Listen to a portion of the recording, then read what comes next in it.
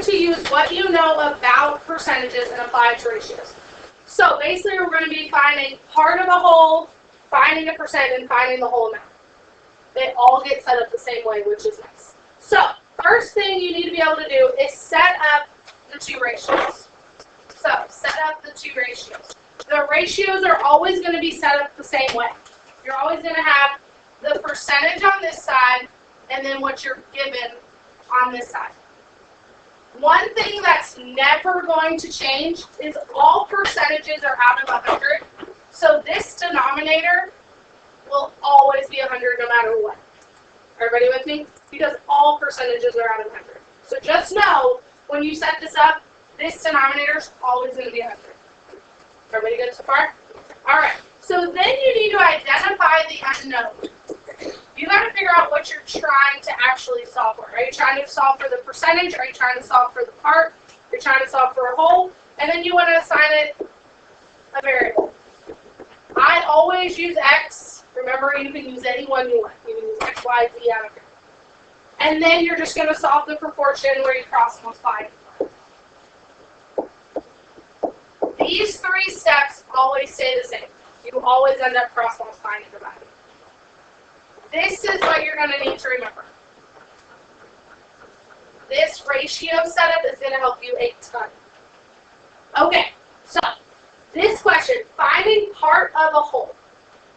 What number is 15% of 40? So you kind of have to know of how you know what the part is and how you know what the whole is. So whatever comes after the word of is going to be your whole. Whatever comes after the word of is going to be your whole. Okay?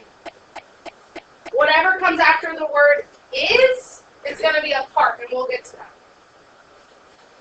All right. So what number is 15%? So I know I can write 15% as 15 over 100. This is part, this is whole. This 15 is part of the whole 100. Everybody with me? Anybody confused? All right. So then, over here, you're going to want to do the same. Part should be on top, whole should be on bottom. Is 40 part or whole? Whole. So on the bottom over here, I'm going to write 40. And I'm trying to figure out what number is 15%.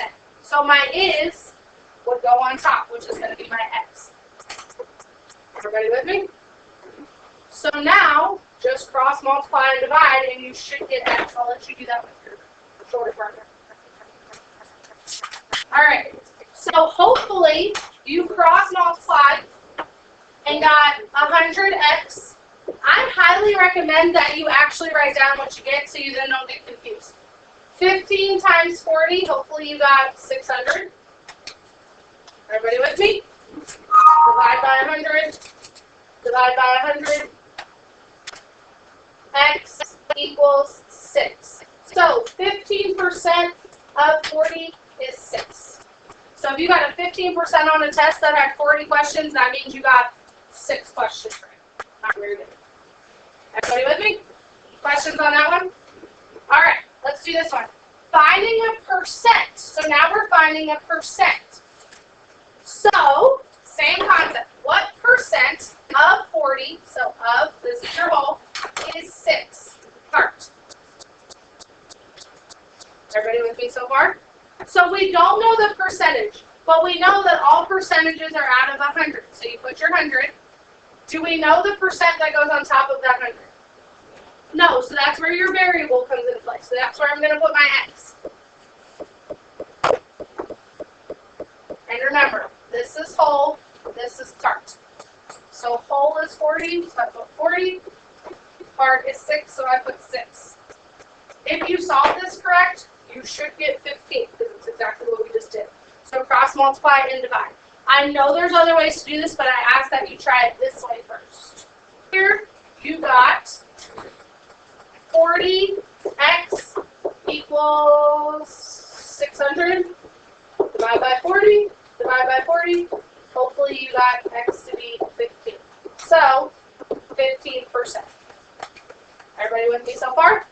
Any questions, concerns? All right, let's try the next one.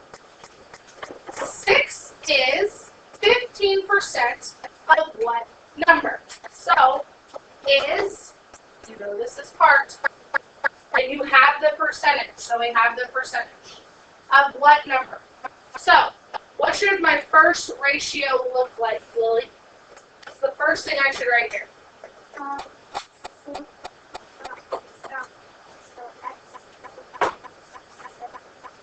Be careful. But the first ratio is always the percentage. If the first ratio is always the percentage, what should be written? Perfect. 15 over 100. Perfect. And what should the next one say? 6 over X. Perfect. 6 over X. Because this is part, this is part, this is whole, this is whole. Alright, cross multiply and divide. Cross multiply and divide. Hopefully you get 40. If you've done those two, if you've done that one, you all can move on to the bottom ones. You have 6 questions to practice on the bottom.